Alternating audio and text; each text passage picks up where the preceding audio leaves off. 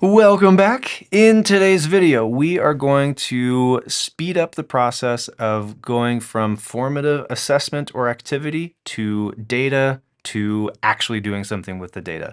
Because for me, that process takes a long time. And often you might have found that by the time you get all the data back and you look at it and you understand it, the moment has passed and you've already moved on in that content. So what I'm going to show you is how to speed that process up so that you can just do all of this much, much quicker.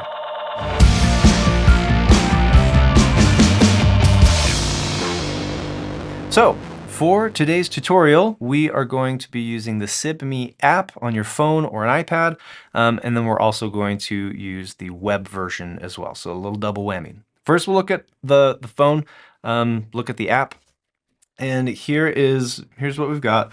I'm in the workspace and I'm on resources because that's what we're going to be looking at. I've uploaded a PDF of many of my students' work for this particular assignment. But you can do that really easily. And here's the cool feature. If you click the plus button and then you go down to scan a document, this is an automatic PDF scanner. So it auto detects what the thing is. You just hold your phone or the iPad over the assignment that you're doing, and then it will scan. Just bing, bing, bing, scan them in. And then when you're done, there will be a little button down here. I haven't scanned anything that says done. You can edit, you can view it, you can do all of those things, which is super, super cool.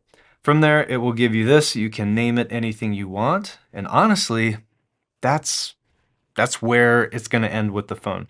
Just using it to scan in those documents. If you're wondering about where the data goes, it's all stored on our secure server for Sibme. And so they follow all of the same privacy compliance that school districts need to follow. Same with like school AI and things like that. So no need to worry about like redacting names or anything like that. All of this is kept secure for us. So what we're going to do though is we're going to now jump over to the web version of Sibme and do the rest of this process. So here I am again in Sibme and I'm in my workspace and I've clicked on resources because that's what the PDFs are. They're saved as resources. And so I'll just click on this resource and show you some of the things that it can do. So it got 20 of them about. Some of them are sideways. Some of them have my hand. Some of them are facing the right way. And so they're all in here. And the best part of this that makes it really, really quick, let me move this out of the way, is if you click on the AI Insights, it will let you have a chat with this particular document. What I say is like it'll have a conversation with the data in this document. Now I've already done one, so I'm gonna open this up and come to this and show you what I asked it. And so my first question was, what is the general understanding of students on this worksheet? And then it broke it down. General understanding is they got all of these things. So muscle orientation, naming by size, all of that. Summary, students demonstrate a strong foundational understanding of muscle terminology. Now, I wasn't really super happy with that because I felt like it wasn't super strong. So I probed it a little bit further and I asked this question. I said, are there any concerns or misconceptions that are present? And it said, yeah, most students show a strong understanding, but then there are some minor misconceptions or areas of confusion. So then it breaks it down for me. So it shows incomplete or vague descriptions of antagonistic muscles, confusion between some vocab terms, inconsistent use of anatomical terminology.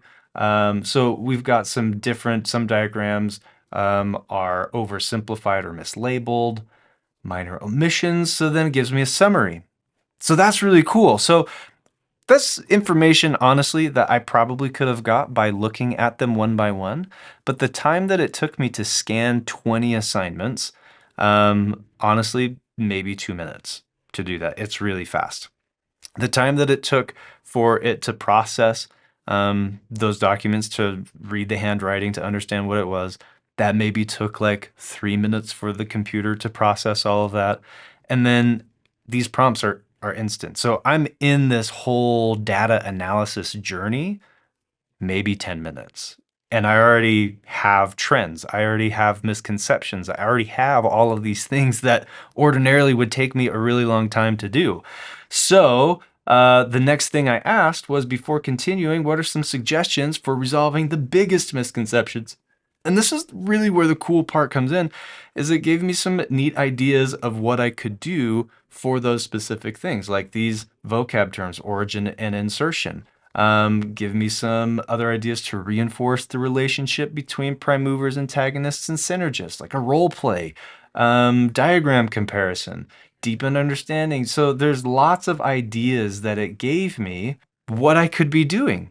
And I took it a step further. I took it a step further and said, what percentage of students would fall into the following categories, where 4 is mastery, no intervention needed, a 3, a 2, a 1. So kind of identifying where they're at.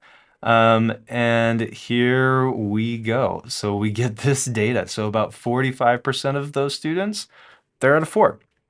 I'm concerned about this 20% at the bottom that need more help, that need some targeted learning. 20% is a big number of my class, and I want to make sure that everybody lands on the same page.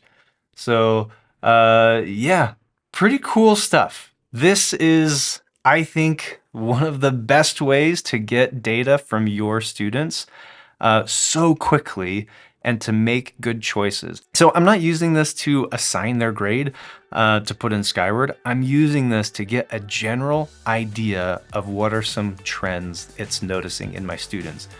So if I gave this to them on a Monday, for example, I could scan all these in that day. I will see them again on Wednesday. And in that time, I can already have a plan of attack for that lesson when I see them again on that next B-Day. So anyways, I hope this is helpful. If you want to take it a step further and you want to know how to organize all of your stuff in a huddle with your teaching team, stick around and that video will be coming soon.